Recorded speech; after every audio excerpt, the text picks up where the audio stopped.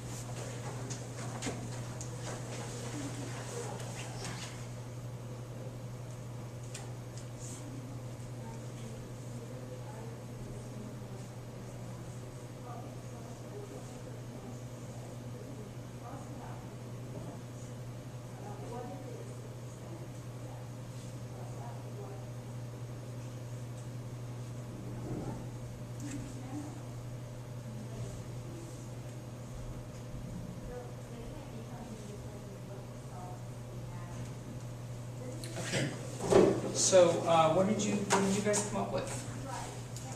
Who shall I pick? Paul, how about you? I came up with a few ideas for focus. The first one was focus is a honed-in idea. Oh, I like that.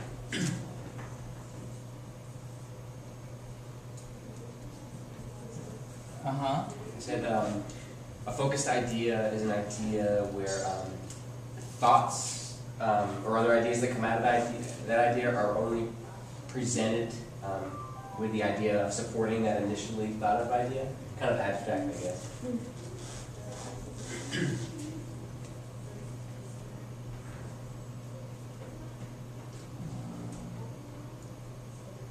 Maybe those ideas are then presented and developed? Yeah. Yeah. Other ideas are meant to be developed. It's generative. Yeah. I like that. And then I said an idea with a specific goal in mind. That's good.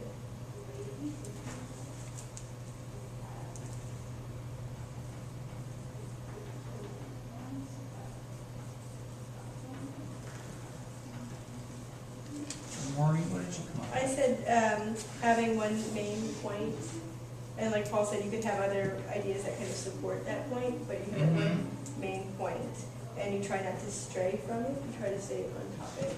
Doesn't stray. Like a loyal spouse. Right. Okay. What else? Anything else? This is, I'm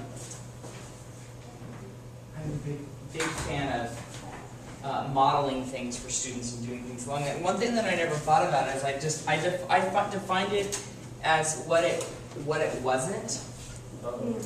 So I said that it's not fuzzy,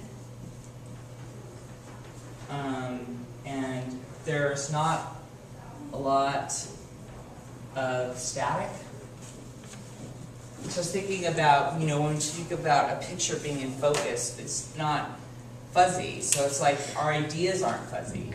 And then also that there's, I've also been studying communication, so I've been in communication models, and one of the basic models of communication is the receiver and the sender, and then in between is static, anything that reduces meaning. So I think that a sentence or paragraph that's out of focus has a lot of static.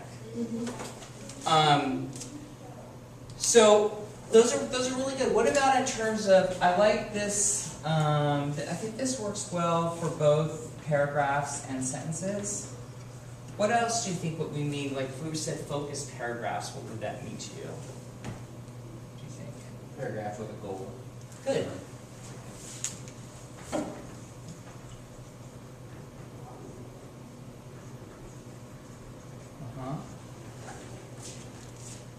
I would say a paragraph, and it's kind of along the same lines, with a developed idea.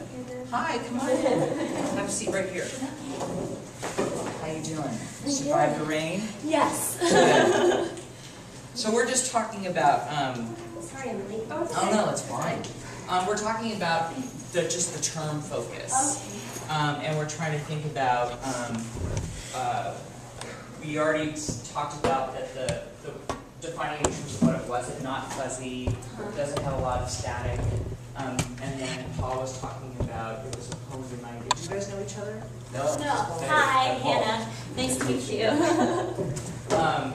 And then an idea with a specific goal in mind. And then Maureen was talking about it has one main point, it doesn't stray.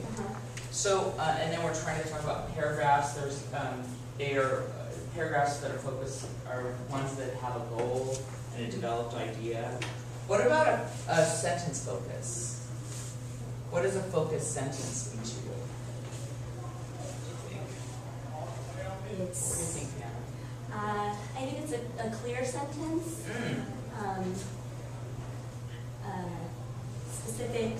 Specific and succinct. Good. Wow, great. That's a very specific and succinct answer. Okay, so it's clear, specific, and succinct. Okay, so I think these are really